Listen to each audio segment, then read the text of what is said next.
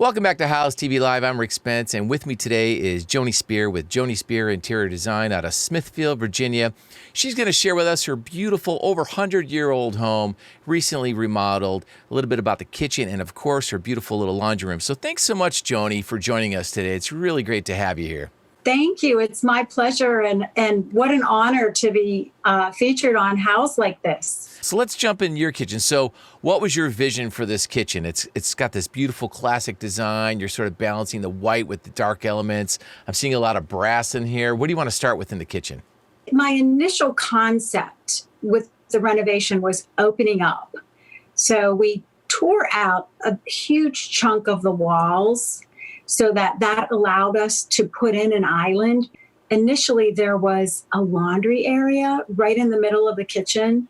I couldn't function like that. Nobody wants that. No. And we'll get to the laundry room in a bit because the laundry room's awesome what you did. It's really cool, so I can't wait to show that. Let's jump into some of your material choices in the space. It's a Carrara marble on the island. And then on the perimeter, we did soapstone. Marble is very porous and it stains easily, and we're not exactly the neatest cooks. And so we did soapstone, and that's where we tried to do all the prep area. And I just love the contrast between the dark and the light. Tell me about the backsplash. I love the pattern of the backsplash, and it looks like it has some dimension. Tell me about that backsplash. So, of course, I had to have a backsplash that nobody else has, which is a huge challenge. And the fact that I've seen every backsplash out there.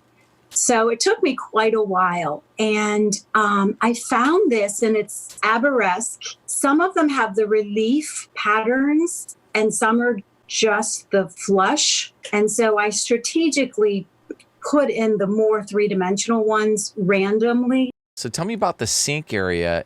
I always prefer one large sink to two small sinks. And the window was already there, double hung, and we opted for the kind that roll out. It's much easier to reach over and turn a little dial than it is to try to lift up a heavy window. Yeah, that's smart. So, what's the yes. window? What's the window look out to? Is that the side yard, backyard? Where am I? That is the marsh. Oh, okay. So we're in Southern Virginia, and everything leads to the Chesapeake Bay. Mm-hmm. And so I have in the back of the yard is the marsh, which leads to the James River. And then the view from the front of the house is the James River. Oh, beautiful. So you get a little bit of wildlife. You get a little bit of a show out there, right? Yeah, we have deer in the backyard. And I mean, it's a lovely area. Let's go into your cabinetry and tell me about your choice of wood and painting and your pulls. What'd you do there? I always like my cabinets to go up to the ceiling. Even though you're not up there, you can store so much more. And you went with some closed cabinets and then some open. You got the glass there. How did you approach that?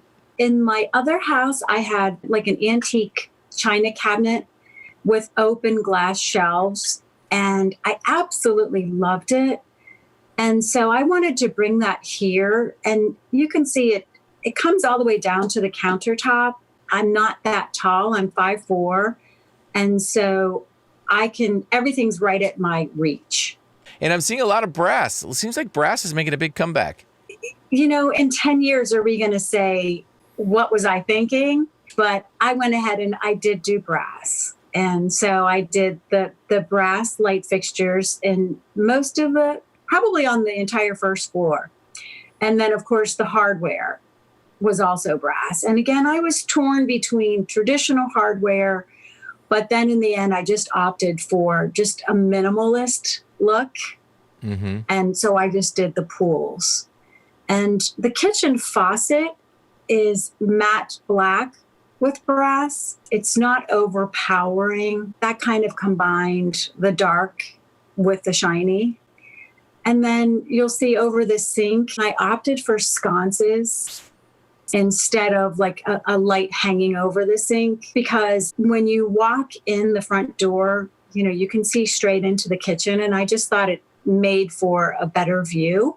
Lighting, I believe is just the key factor in any renovation. I mean, it's just so important. The recessed is obviously for cooking. The island, I put those big, huge fixtures. If we wanted to have like a cozy setting, I can turn off the perimeter lights and just have the island lights on and dim them. You have the window over the sink. Were there any other changes to the exterior of the home in the space in terms of adding a window or closing a window up or, in the space? Yes. Where the refrigerator is, we actually closed a window. There was a window there. But other than that, we kept the original footprint. So this kitchen, you had a little bit of limited space. So in the dining area adjacent, that's a sort of a continuation of the kitchen functionality. So Yes. Tell me about this space and what you did here. We actually purchased the smaller Butler's pantry at an architectural salvage house. And then we had it painted to match the existing taller pantry. Nobody would ever know that one was old and one was new. We use it as a bar and china storage, and that is probably 100 years old. That's amazing. What a find. Thank you. All right, so let's go up to the cool little laundry space. So your laundry room in the original home was sort of part of the kitchen, just it didn't really have a proper space.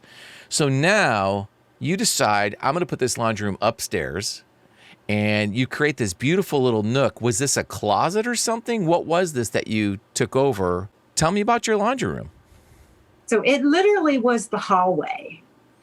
And then I ate up 2 or 3 feet into the guest bedroom. We pushed the wall back 3 feet. We put in the 5-foot opening. Actually, it's 6 feet. Yeah, 72 inches. And it was just the perfect spot. And it's not even a room. It's just the laundry area. But it's actually probably my favorite spot in the house.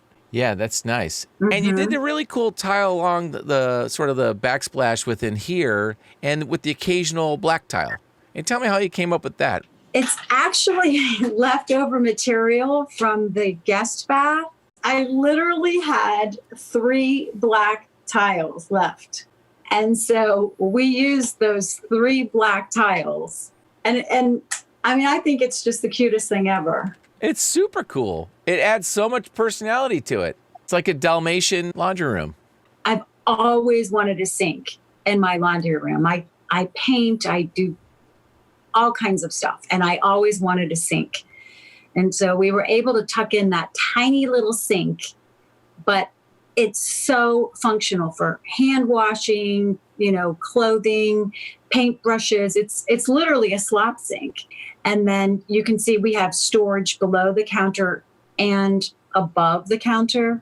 We had to take out our one linen closet when we worked on the master bath.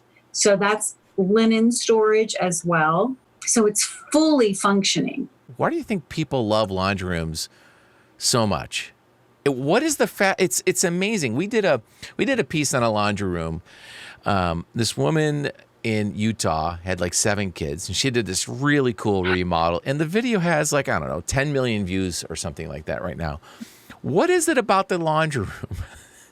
We hate to do laundry. I mean, I don't know anyone that enjoys laundry. It's such a, you have to do it all the time. And Right. So why not enjoy it? It's so funny how we hear this so many times because it's just like, well, for you, super functional, still looks really nice, right? So Yes. When you do a laundry room like this, you're close to the bedrooms and everything else. Did you have to do any treatment for sound, right? Because sound's going to travel through the wall. And what did you do to treat the space to prepare it to be a laundry room? Literally, they just waterproofed it and insulated it. The original house had the pocket doors, and those were long gone. But the track for the pocket doors, we were able to purchase that.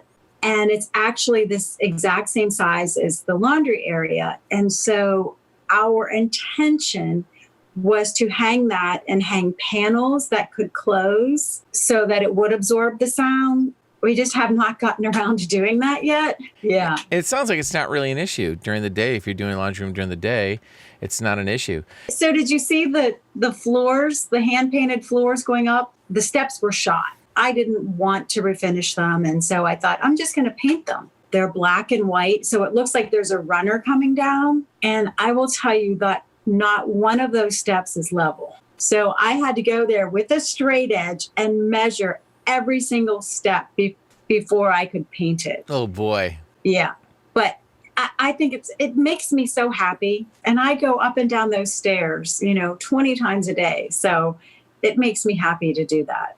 There you go. And that makes it worth it right there. Well, Yes. I love it. This is an amazing, beautiful space. And thank you so much for taking the time with us today. And I can't wait to see more of your amazing work with your clients. So many happy clients on House, and keep doing what you're doing. Love it. Thank you, Rick. I really appreciate it. Thank you so much. We'll be in touch. Thank you. Okay. Bye-bye.